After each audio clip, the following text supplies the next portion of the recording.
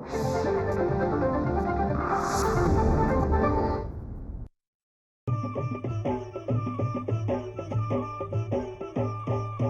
काळी आई धनधान्य देई, ही काळी आई धनधान्य देई. जोडते मनाची नाती आमची माती, आमची माणसं,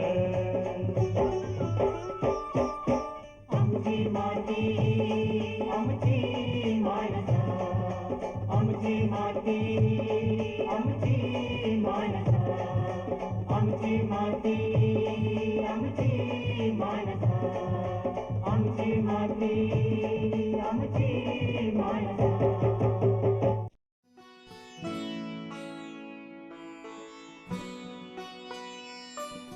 नमस्कार शेतकरी बंधूंनो. कोरोमंडल इंटरनॅशनल लिमिटेड प्रस्तुत जागतिक मृदा दिनाच्या औचित्याने एक विशेष कार्यक्रमाचं आयोजन खास तुमच्यासाठी आज करण्यात आलेलं आहे. मातीच्या जीवनाविषयी आणि मातीच्या महत्वाविषयी आपण आजच्या या कार्यक्रमामध्ये जाणून घेणार आहोत. माती ही फक्त जमीन नाहीये, ती आपल्या जीवनाचा आधार आहे. माती शेतकऱ्यांसाठी एक वरदान आहे. मात्र गेल्या काही वर्षात आपण पाहिलं तर रासायनिक खतांचा अतिवापर किंवा इतर अनेक कारणांमुळे मातीमधले म्हणूया महत्व जे आहे ते कुठेतरी कमी होत चाललेलं आहे आणि मातीमधले जे सूक्ष्मजीव आहेत त्यांना मोठ्या प्रमाणात धोका पोहोचतोय आणि त्यामुळे बऱ्याच ठिकाणी माती जी आहे ती मृत होत चाललेली आहे. तर या मातीला पुनरुज्जीवित करण्यासाठी आपण कशा पद्धतीनं कार्य केलं पाहिजे आणि कोरोमंडल इंटरनॅशनल लिमिटेड तर्फे सुद्धा कशा पद्धतीने यासाठी महत्वपूर्ण उपक्रम राबवून कार्यक्रम केले जात आहेत, याच विषयी आजच्या या विशेष कार्यक्रमामध्ये आपण माहिती जाणून घेणार आहोत. आणि यासाठी आज आपण स्टुडिओमध्ये निमंत्रित केलेलं आहे कोरोमंडल इंटरनॅशनल लिमिटेडचे विभागीय कृषी शास्त्रज्ञ जनरल मॅनेजर डॉक्टर विनेश रेगे सर यांना. सर नमस्कार. नमस्कार. विशेष कार्यक्रमामध्ये आपलं मनापासून स्वागत. सर, आज जागतिक मृदा दिन आहे आणि माती ही नुसती जमीन नाहीये तर आपलं जीवन आहे. आपल्या सगळ्यांनाच माहिती आहे, निसर्गाचा एक अविभाज्य भाग आहे. मात्र मातीचं महत्व जे आहे ते वैज्ञानिक दृष्ट्या जर विशद करायचं झालं तर ते तुम्ही कसं सांगाल? सर्वात प्रथम जागतिक मृदा दिनानिमित्त सर्व शेतकऱ्यांना हार्दिक शुभेच्छा. जसं आपण आत्ताच म्हटलं की माती हे एक जीवन आहे. लोकांना पहिले असं वाटतं की माती म्हणजे काय, नेमकी धूळ. हं. पण खरं ही धूळ नाहीये. माती ही खरं तर एक जिवंत असं जग आहे.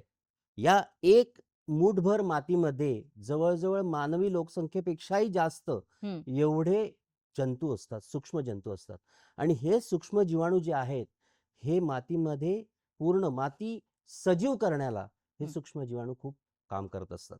अच्छा. आता आपल्या जमिनीमध्ये जर चांगली जमीन कुठची किंवा कुठची जमीन शेतीसाठी योग्य असा जर प्रश्न विचारला हं. तर त्याच्यामध्ये आपण म्हणतो की जमीन कुठची चांगली. 45% खनिज पदार्थ, 25% हवा, 25% पाणी आणि 5% सेंद्रिय कार्बन म्हणजे सेंद्रिय घटक ज्या जमिनीमध्ये आहेत ती जमीन सगळ्यात योग्य.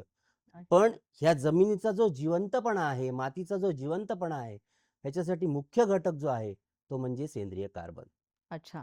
म्हणजे अशा पद्धतीने हे वैज्ञानिक दृष्ट्या सुद्धा मातीचं महत्व हे आणि तर काळाची गरज झाली आहे सर. कारण आपण पाहतो की आता खूप मोठ्या प्रमाणात मातीला धोका पोहोचतोय आणि त्याला पुनरुज्जीवित करायला पाहिजे. मात्र आपण जर जमिनीचं किंवा मातीचं आरोग्य याबाबत बोलायचं झालं तर ते बिघडलेलं आहे.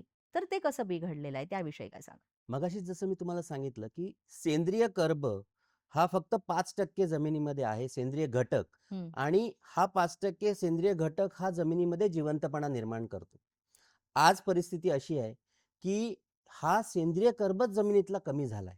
हो. आता सूक्ष्म जीवाणू जे जमिनीमध्ये असतात त्या त्या सूक्ष्म जीवाणूंचं अन्न आहे सेंद्रिय कर्ब. हं. मग सेंद्रिय कर्बच जर जमिनीत नसेल तर सूक्ष्म जीवाणू कसे राहतील? आणि म्हणून मातीचं जे जिवंतपणा कमी झालाय त्याचं मुख्य कारण हे आहे. अच्छा. अर्थात याच्यासाठी कारणीभूत फक्त रासायनिक खतच नाहीयेत. शेतकरी काय करतायत? पूर्वी म्हणजे 1960च्या दशकामध्ये जर आपण बघितलं हं. तर त्यावेळी हिरवळीची खतं, शेणखतं याचा वापर शेतकरी सर्रास करत होते. हो. हरित क्रांतीनंतर याच ठिकाणी शेतकऱ्यांनी हिरवळीची खतं, शेणखताचा वापर बऱ्यापैकी कमी केला आणि रासायनिक खतांचा मात्र वापर वाढवला. हं. मग काय झालं? की जमिनीमध्ये जे सूक्ष्म जीवाणू होते त्यांची संख्या कमी झाली. दुसरी गोष्ट जे पाचट आहे किंवा हा. पराठी आहे ह्यांचा जाळण्याचा प्रकार जास्त शेतकऱ्यांनी सुरू केला. याच्यामुळे सुद्धा सेंद्रिय कर्बाचं प्रमाण जमिनीतलं कमी झालं अच्छा. आणि सेंद्रिय कर्बाचं प्रमाण कमी झाल्यामुळे सूक्ष्म जीवाणूंची संख्या कमी झाली हम्म. आणि याचमुळे जमिनीचं जे मृतप्राय अवस्था आता जी झाली आहे त्याचं मुख्य कारण हे आहे. मी तर म्हणेन की हे खरं जमीन भाजणं हा जो प्रकार आहे हा. हा खरं तर बऱ्याच मोठ्या प्रमाणात बंद झाला पाहिजे. ते जे काही रेसिड्यू किंवा जे काही पालापाचोळा राहिलाय तो खरं तर जर मातीच्या आतमध्ये गाडला हा. तर त्याच्यापासून सेंद्रिय कर्बामध्ये जास्त वाढ होईल अच्छा. आणि सेंद्रिय कर्बामध्ये वाढ झालं तर जमिनीचा पोत सुधारेल आणि त्यामुळेच उत्पादनात देखील वाढ होऊ शकते. सर तुम्ही म्हणालात सूक्ष्मजीव. म्हणजे आपण असं म्हणतो अरे जमीन आहे, जमिनीमध्ये असणारे सूक्ष्मजीव आहे, त्यांचं काय आहे? त्यांचं काय महत्त्व एवढं आहे? पण ते महत्त्व तुम्ही सांगताय, तर मुळात मग हे महत्त्व सांगताना किंवा त्यांची जी महती आहे, ती तुम्ही कशी विशद कराल? सूक्ष्मजीव आपण असा जर विचार केला तर सूक्ष्मजीवांना खरं तर आपण डॉक्टर म्हणू शकतो. हो. जमिनीचे डॉक्टर. अच्छा. कारण जमिनीमध्ये जेवढा काही सेंद्रिय पदार्थ टाकले जातात त्याचं विघटन करायचं काम हे सूक्ष्मजीव करतात. हं. दुसरी गोष्ट जमिनीमध्ये आपण रासायनिक खतं कितीही जरी वापरली परंतु या रासायनिक खतांपासून जे पोषक द्रव्य आहे हे पिकांना पोचवायचं काम हे परत सूक्ष्मजीवच करतात. वाह! त्याच्यामुळे सूक्ष्मजीव हे जमिनीमध्ये जेवढ्या मोठ्या प्रमाणात असतील तेवढी जमीन सुपीक असं खरं तर समजलं जातं. अच्छा. त्याच्यामुळे जमिनीमध्ये हे सूक्ष्मजीव खरं तर हे अविरत काम करत असतात हो. आणि म्हणजे आपण त्यांना म्हणतो बिनपगारी डॉक्टर, तसे हे बिनपगारी डॉक्टर आहेत. अच्छा. पण यांना लागतं काय तर सेंद्रिय कर्ब. कारण ह्या सूक्ष्मजीवांच्या वाढीसाठी हं. जमिनीमध्ये सेंद्रिय कर्ब असणं गरजेचं आहे. म्हणजे बिनपगारी डॉक्टर पण यांना लागतं फक्त थोड्याशा प्रमाणात सेंद्रिय कार्बन. तेवढा हां. आपण जर दिला तर नक्कीच त्याच्यापासून आपल्याला जमीन सुपीक ठेवण्यास आणि जमिनीचं आरोग्य सुधारण्यास मदत होऊ शकते. हं. आणि मला वाटतं याच गोष्टी जे शेतकरी करतात त्यांच्या जमिनीचा पोत सुधारण्यासाठी खूप मोठी मदत होते आणि त्यासाठी तर कार्य सुरूच आहे. पण मग आपण या सगळ्या गोष्टी करत असताना मातीचं आरोग्य सुधारण्यासाठी कशा पद्धतीने काम करू शकतो? आणि ते मुळातच आपण सुधारू शकतो का? मातीचं आरोग्य आपण जर म्हटलं तर सुधारू नक्कीच शकतो. बरं. आपल्या ज्या पूर्वीच्या पारंपरिक पद्धतीमधल्या काही पद्धती ज्या होत्या शेणखताचा वापर हं. किंवा वर्मी कंपोस्टचा वापर, हिरवळीच्या खतांचा वापर, त्याचबरोबर पीक फेरपालट, हं. पाचट न जाळणे, आच्छादन पिकं घेणे, अच्छा. अशासारखे जर प्रकार आपण केले तर जमिनीमध्ये सेंद्रिय कर्बाचं प्रमाण हे निश्चित वाढू शकतं. रासायनिक खतांना नुसतं दोष देणं हे हं. बरोबर नाहीये. हं. माझं तर असं म्हणणं आहे रासायनिक खतांचा समतोल वापर अच्छा. आणि सेंद्रिय पदार्थांची जमिनीमध्ये जर जोड दिली हं. तर उत्पन्न तर वाढेलच, जमिनीचं आरोग्य देखील सुधारेल. हं. मग ते कसं केलं पाहिजे? म्हणजे त्यासाठी कशा पद्धतीने उपाययोजना शेतकऱ्यांनी राबवल्या पाहिजे? शेतकऱ्यांनी मी तर म्हणेन की 1 वर्ष आड का होईना हं. पण किमान जमिनीमध्ये शेणखताचा वापर केला पाहिजे, अच्छा. वर्मी कंपोस्टचा वापर केला हं. पाहिजे. जी पीक फेरपालट आपण करतोय त्या पीक फेरपालटामध्ये डाळवर्गीय पिकांचा वापर केला पाहिजे. हो. त्याचबरोबर पराठी न जाळणे, पाचट न जाळणे. या व्यतिरिक्त आपण जर पाचट आणि पराठींचा जर कुजवून जमिनीमध्येच जर गाडून हं. आपण जर त्याचा वापर केला तर जमिनीमध्ये सेंद्रिय कर्बाचं प्रमाण हे जास्त मोठ्या प्रमाणात वाढेल. हे फार महत्वाचं आहे आणि हे लक्षात घेतलं पाहिजे शेतकऱ्यांनी. कारण बऱ्याचदा आपण या गोष्टींकडे डोळेझाक करतो. माहीत असलं तरी सुद्धा आपण तेवढं महत्त्व देत नाही. तर ते देणं फार गरजेचं आहे आणि आता काळाची गरज आहे. माती परीक्षण हा एक प्रकार असा आहे जो शेतकरी टाळतात. हां. परंतु माती परीक्षण केल्यामुळे आपल्याला जमिनीमध्ये नेमका कर्ब किती आहे, हं. जमिनीमध्ये अन्नद्रव्याची उपलब्धता किती आहे आणि मग येणाऱ्या पिकाला आपण नेमका किती खत आणि किती सेंद्रिय खताचा वापर केला पाहिजे हे आपण ठरवू शकतो. आमची माती आमची माणसं. सर शेतकऱ्यांविषयी आपण बोलतोच आहोत, पण शेतकऱ्यांमध्ये गेल्या काही वर्षांमध्ये पीडीएम पोटॅश याची चर्चा खूप आहे. तर ते नक्की काय आहे? त्याविषयी काय सांगाल? यामध्ये आपण एक लक्षात घेतलं पाहिजे की भारत या देशामध्ये म्हणजे आपल्याच देशामध्ये पोटॅशिक फर्टिलायझर्स तयार होत नाहीत. हो. पोटॅशिक फर्टिलायझर्स पूर्णपणे आयात केली जातात. मग आज आपण जे आत्मनिर्भर भारत म्हणतो, हं. पोटॅशिक फर्टिलायझरच्या बाबतीत मात्र आपण आत्मनिर्भर नव्हतो. अच्छा. आणि तोपर्यंत आपण बाहेरनच म्हणजे बाहेरच्या देशातनच आपण ही खतं, पोटॅशिक खतं ही भारतात आणली जायची. बरं. आज पीडीएम पोटॅश हा एक नैसर्गिक पोटॅश असलेला स्रोत भारतामध्ये मिळालेला आहे. आणि तो अच्छा. मिळालाय कुठनं? तर साखर कारखान्यांमधनं. साखर कारखान्यांमधनं जी मळी असते, मोलॅसेस जे असतात, त्या मोलॅसेसमध्ये पोटॅशियम खूप मोठ्या प्रमाणात असतो. आणि त्याचा वापर करून हे पीडीएम पोटॅश म्हणजे काय? पोटॅश डिराइव्ड फ्रॉम मोलॅसेस हो. हे तयार करण्यात आलंय. याच्यामध्ये 14.5% पोटॅशियम आहे. त्याचबरोबर कॅल्शियम, मॅग्नेशियम यासारखे सुद्धा घटक आहे. हं. म्हणजे एक संपूर्ण खत जे आपण प्रत्येक पिकाला देऊ शकतो. दुसरी गोष्ट, जे पोटॅशिक फर्टिलायझर आपण ह्याच्या आधी वापरतोय, जी इम्पोर्टेड होती, त्याच्यामध्ये क्लोरीन खूप मोठ्या प्रमाणात असतं. अच्छा. परंतु ह्या पोटॅश डिराइव्ड फ्रॉम मोलॅसेस मध्ये मात्र क्लोरीन बिलकुल नाही. क्लोरीन फ्री असं हे खत आहे. बरं. त्याच्यामुळे कुठच्याही पिकाला याचा अपाय होत नाही. हं. दीर्घकाळपर्यंत पोटॅशची उपलब्धता ही पिकांना मिळू शकते. अच्छा. कोरोमंडल कंपनीने, आमच्या कंपनीने केरिच या प्रीमियम ब्रँडमध्ये हे खत मार्केटमध्ये दिलेलं आहे. बरं. ज्याच्यामध्ये पूर्णपणे तंत्रशुद्ध पद्धतीने, शास्त्रोक्त पद्धतीने हा प्रॉडक्ट तयार केला जातो. हं. आणि त्याची जी क्वालिटी आहे ही पूर्णपणे चेक केली जाते. याचा फायदा असा आहे, एक, पोटॅश खूप जास्त कालावधीपर्यंत पिकांना उपलब्ध होतो. आणि पिकांमधल्या जी गुणवत्ता आहे, हं. म्हणजे दाणे भरण्याची क्रिया असेल, कणसं असतील, तर जी गुणवत्ता असते पिकांमध्ये हार्वेस्टेड प्रॉडक्टमध्ये, हं. ती वाढण्यासाठी हा पोटॅश खूप मदत करतो. अच्छा. म्हणजे चांगल्या प्रतीचं एकदम दर्जेदार उत्पादन जे आहे ते आपण घेऊ शकतो आणि यामुळे. महत्वाची गोष्ट, मी एक मुद्दा सांगायला राहिला माझा, की आत्मनिर्भर भारत, हं. आपण पीडीएम पोटॅशचा वापर करतोय म्हणजे काय?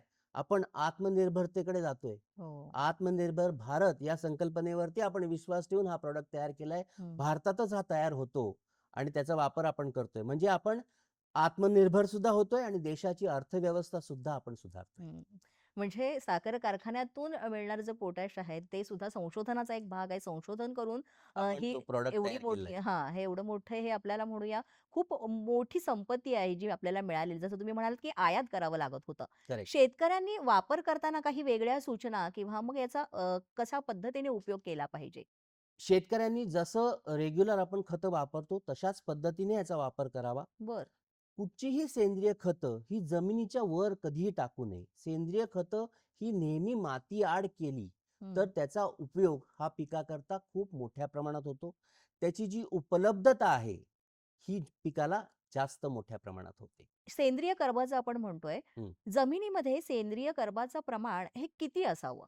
आणि मग ते कमी असलं तर त्याचा काय फरक होतो? म्हणजे काय त्याचा दुरुपयोग होतो का? सेंद्रिय कर्बाचं खरं जर प्रमाण बघितलं तर 0.85 ते 1% पर्यंत असणं गरजेचं आहे. ओह!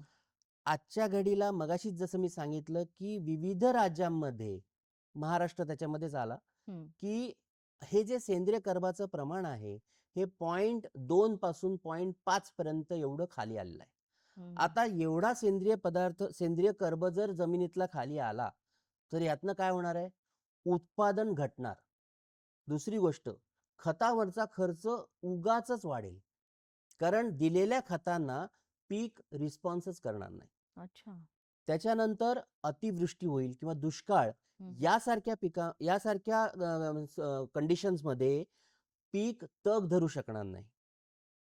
आणि या सगळ्याचं जे आहे, अन्न सुरक्षा ही आपली धोक्यात येऊ शकते. बापरे! त्याच्यामुळे सेंद्रिय कर्ब हा अतिशय महत्वाचा घटक आहे. जसं मी मगाशी सांगितलं, हं. की ट्रॅक्टरमध्ये जसं इंजिन ऑइल थोडंसंच लागतं, पण ते महत्वाचं आहे. तसंच जमिनीमध्ये सेंद्रिय कर्ब हे तेवढंच महत्वाचं आहे. त्याचं प्रमाण 0.85 ते 1% पर्यंत कसं न्यायचं हं. हे महत्वाचं आहे. आणि त्यासाठी मगाशी जे मी उपाययोजना सांगितली, की आपण जर अशा प्रकारे शेणखत, हिरवळीचं खत, पीक फेरपालट, हं. रासायनिक खतांचा समतोल वापर जर केला, तर निश्चितच आपल्या जमिनीमधल्या सेंद्रिय कर्बाची प्रमाण जे आहे ते वाढायला मदत होईल. अर्थात ही प्रोसेस थोडी स्लो असते. हां. त्याच्यामुळे काही वर्ष जातील, परंतु यातनं आपण मागे न हटता कायम या पद्धतीचा वापर करणं गरजेचं आहे. जसं आपण आता म्हणतोयच आहे, की मातीला पुनरुज्जीवित करायचं आहे. तर मग मातीला पुनरुज्जीवित करण्यासाठी कोरोमंडल आपली कंपनी आहे, ती नेमकं कसं कार्य करते? कशा पद्धतीने? त्याविषयी काय सांगाल? कोरोमंडल इंटरनॅशनल लिमिटेड ही कंपनी अ, मातीचं आरोग्य सुधारण्याकरता बरं. बरेच असे उपक्रम राबवते. हं. हल्लीच आम्ही एक विरासत म्हणजे वारसा हो. असा एक उपक्रम घेतलाय. त्याचबरोबर आम्ही दरवर्षी म्हणजे मागच्या वर्षी जवळ-जवळ 73,000 एवढ्या शेतकऱ्यांच्या आम्ही सेंद्रिय कर्बाच्या टेस्ट करून दिल्या फ्री ऑफ कॉस्ट म्हणजे मोफत. अच्छा. यावर्षी आमचं उद्दिष्ट आहे जवळ-जवळ 1,00,000. 1,00,000 शेतकऱ्यांना आम्ही सेंद्रिय कर्ब तपासून देणार आहोत आणि बरं. त्यांना सेंद्रिय कर्बाबद्दल माहिती देणार आहोत. त्याचबरोबर प्रचार रथ असतील म्हणजे व्हॅन कॅम्पेन्स आम्ही ज्याला म्हणतो, YouTube चॅनल्स, वेगवेगळ्या माध्यमातनं आम्ही सेंद्रिय कर्बाचं महत्त्व हे शेतकऱ्यांपर्यंत पोहोचवायचा प्रयत्न करतोय. अच्छा. आमचं असं ठाम मत आहे, की जर माती टिकली, हं. तर शेती टिकेल आणि शेती टिकली, तर देश टिकेल. आज आपल्याकडे जी माती आहे, जी जमीन आहे, हं. कारण वारसा पद्धतीने ही जमीन आपल्या पुढच्या पिढीकडे सुद्धा जाणार आहे. कोरोमंडल आम्ही प्रत्येक शेतकऱ्याला एक शेतीचा व्यवस्थापक बनवण्याचा विचार करतोय. आपली माती तो कशी सुधारेल आणि हीच माती ज्यावेळी पुढच्या पिढीकडे जाईल, ज्यावेळी आज ही तो माती सांभाळेल, सुधारेल आणि पुढच्या हं. पिढीकडे जाईल. हा वारसा जो आहे, हाच या विरासत अभियानामधनं हाच संदेश आम्ही शेतकऱ्यांपर्यंत पोहोचवायचा प्रयत्न करतो. आमची माती आमची माणसं. आपली कोरोमंडल इंटरनॅशनल कंपनी जी आहे ती अगदी शेतकऱ्यांच्या बांधावर जाऊन याबाबत सर्वेक्षण, परीक्षण सगळ्या गोष्टी करत असते. आत्तापर्यंत असे म्हणजे अनुभव जे चांगले तुम्ही सांगू शकाल, ज्याचा फायदा खूप शेतकऱ्यांना झालेला आहे, तर त्याविषयी काय सांगाल? शेतकऱ्यांकडे म्हणजे हे अभियान सुरू केल्यापासून हं. आमच्याकडे इतके कॉल्स आले, की शेतकरी स्वतः आवर्जून आमची पूर्वीची पद्धत ही होती, परंतु ह्या अभियानामध्ये आम्हाला सहभागी व्हायचंय बरं. आणि या अभियानामध्ये आम्ही सहभागी होऊन आम्ही सुद्धा आमची माती सुधारण्याचा हं, प्रयत्न निश्चित करणार आहोत. असे कितीतरी अभिप्राय हं, आमच्याकडे आलेत. म्हणजे आज आम्ही म्हणतोय, की शेतकऱ्यांपर्यंत आम्ही पोहोचतोय, हं. परंतु एकाच वेळी सगळ्यांपर्यंत पोहोचणं शक्य नाही. बरं. पण आमच्या या अभियानाचा हळू-हळू का होईना प्रभाव त्यांच्यावरती पडतोय आणि हे विरासत किंवा हा जो वारसा आहे, हं. हा शेतकऱ्यांनी आपल्या पुढील येणाऱ्या पिढीकडे जर अशा पद्धतीने दिला, तर दोघांचाही त्याच्यामध्ये हेतू साध्य होईल, असं मला वाटतं. निश्चितच. सर आपली कोरोमंडल इंटरनॅशनल कंपनी यासाठी कार्य करते आणि त्यात वेगवेगळे अनुभव आपल्याला येत असतील. कारण सुरुवातीला शेतकरी या सगळ्याला तयार पण होत होत नसतील. नसतात. तर त्यासाठी सुद्धा कशा पद्धतीनं म्हणजे संयम ठेवून काम केलं जातं आणि भविष्यात कशा पद्धतीनं आपल्या योजना आहेत? भविष्यात आम्ही हे तर विरासत आणि वारसा हे तर आम्ही चालूच ठेवणार आहोत. हं. कारण ह्याच्यामध्ये महत्त्वाची जी गोष्ट आहे, ती आहे जनजागृती. हां. आज सेंद्रिय कर्बाबद्दल जनजागृती करून शेतकऱ्यांना करत असलेल्या चुका समजावून देऊन त्यांना आपण पुढच्या पिढीकडे आपला हा हा जो वारसा द्यायचा आहे, त्यासाठी नेमकं काय केलं पाहिजे याचं ज्ञान देऊन आम्ही काम करतोय. मगाशीच मी जसं सांगितलं, की ह्यासाठी पहिली सुरुवात जी आम्ही केली आहे, की फ्री ऑफ कॉस्ट मोफत आम्ही त्यांना सेंद्रिय कर्बाचं परीक्षण करून देतो. अच्छा. म्हणजे शेतकऱ्यांना आपल्या जमिनीमध्ये नेमका सेंद्रिय कर्ब किती आहे हं. याच्याबद्दल जाणीव होते. आणि मग त्याला हे जाणवतंय, की आपण इतके वर्ष रासायनिक खतांचा वापर करतोय, पण आपल्याला हवं तसं उत्पादन मिळत नाहीये. हं.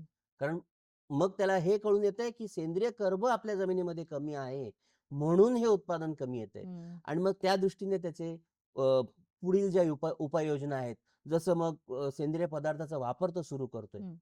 असे बरेचसे उपक्रम आम्ही याच संदर्भात राबवतोय आणि भविष्यात आम्ही तर आशावादी आहोत, हं. की जास्तीत जास्त शेतकऱ्यांपर्यंत आम्ही पोहोचू आणि जास्तीत जास्त शेतकऱ्यांना आम्ही सेंद्रिय शेती म्हणणार नाही, पण रासायनिक आणि सेंद्रिय सेंद्रिय असं दोघांची जोड देऊन शेती समृद्ध करता येईल का? याच्याबद्दल आम्ही निश्चितच काम करतोय.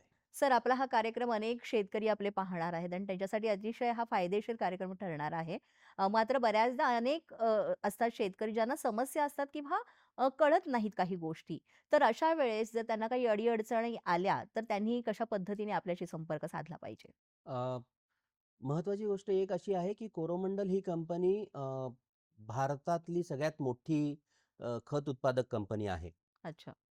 शेतकऱ्यांना कुठच्याही जरी समस्या म्हणजे आमच्याकडे फक्त सेंद्रियच नाहीत तर सेंद्रिय, रासायनिक आणि स्पेशालिटी न्यूट्रिएंट्स असे विविध रेंज ऑफ प्रॉडक्ट्स आहेत. हं.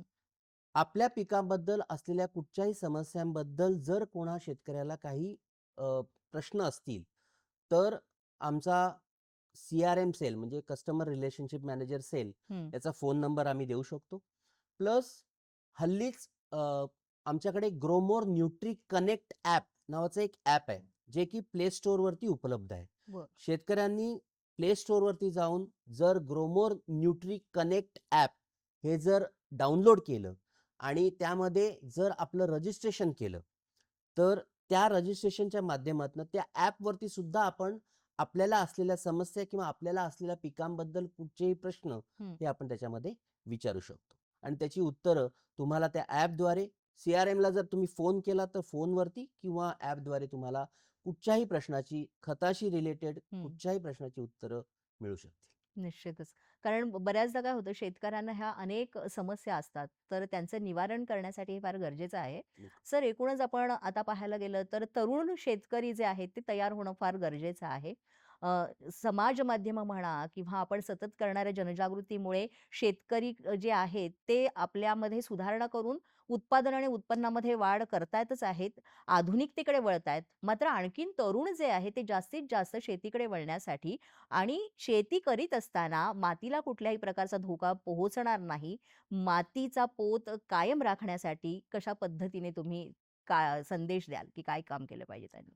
अ, संदेश तर मी पहिले म्हणेन की सेंद्रिय कर्ब हं. जे आपण पहिल्यापासून विषयामध्ये आपला तोच आहे हं. की जमिनीमध्ये सेंद्रिय कर्बाचं प्रमाण हे जेवढं आपल्याला वाढवता येईल तेवढं आपण प्रयत्न केले पाहिजेत. हं. त्याच्यामध्ये एक छोटंसं उदाहरण मी हेही देईन की पूर्वी जमिनीमध्ये ज्यावेळी सेंद्रिय कर्ब जास्त होता त्यावेळी 1 किलो पोषक द्रव्य 23 किलो उत्पन्न धनधान्याचं देत होतं. हं. आज तेच सेंद्रिय कर्बाचं प्रमाण कमी झाल्यामुळे जमिनीमध्ये 1 किलो पोषक द्रव्य फक्त 9 किलो उत्पादन देत आहे. म्हणजेच आपल्याला सेंद्रिय कर्बाकडे लक्ष देणं हं. हे खूप गरजेचं आहे. त्याच्यामुळे जेवढं शक्य आहे तेवढं रासायनिक खत आणि सेंद्रिय खत हं. याची संतुलित मात्रा जमिनीमध्ये द्यावी. एका एकरापासून माझी तर सगळ्या शेतकरी बांधवांना विनंती राहील की फक्त रासायनिक खताचा वापर करू नका. रासायनिक खताला सेंद्रिय खताची जोड द्या. जमिनीमध्ये सेंद्रिय खतांचा वापर टाळू नका. बरं. तो वापर रेग्युलर ठेवा. दरवर्षी नाही करता आला किमान 2 वर्षातनं एकदा तरी का होईना, पण सेंद्रिय खताचा वापर करा. जमिनीमध्ये सेंद्रिय कर्बाचा जेव्हा आपण वाढ होईल, हं. सूक्ष्म जीवाणू वाढतील, तुम्हालाच कळून येईल की उत्पादन आपलं वाढलेलं आहे. एका एकरापासून सुरुवात करा. तुमच्या जमिनीमध्ये ज्या जमिनी आता मृतप्राय झाल्या आहेत, हं. त्या जमिनीमध्ये परत जीवन जागवा. आणि मी परत एकदा या विषयावरती अजूनही ठाम आहे. माती वाचली तर शेती वाचेल आणि शेती वाचली तर देश वाचेल. हं. त्याच्यामुळे येणाऱ्या पिढीकरता आपण आपल्याकडे असलेली जमीन आणि त्याचं आरोग्य सुधारून आपण पुढच्या कुठच्याही पिकासाठी तयारी करा. जेणेकरून पुढे येणाऱ्या पिढीला सुद्धा दिलेली जमीन ही त्याच प्रकारे आपल्याला अन्न सुरक्षा ज्याला आपण म्हणतो, हो. ती अन्न उत्पादन वाढीकरता मदत करेल आणि देशासाठी ही अन्न सुरक्षा कधीही धोक्यात येणार नाही. निश्चितच. सर तुम्ही इथे आलात आणि एवढं मोलाचं मार्गदर्शन केलंत. खरंच अतिशय सुंदर तऱ्हेनं तुम्ही हे संपूर्ण माहिती सांगितली शेतकऱ्यांसाठी. त्याबद्दल दूरदर्शनच्या सह्याद्री वाहिनीतर्फे आपले मनापासून आभार. धन्यवाद.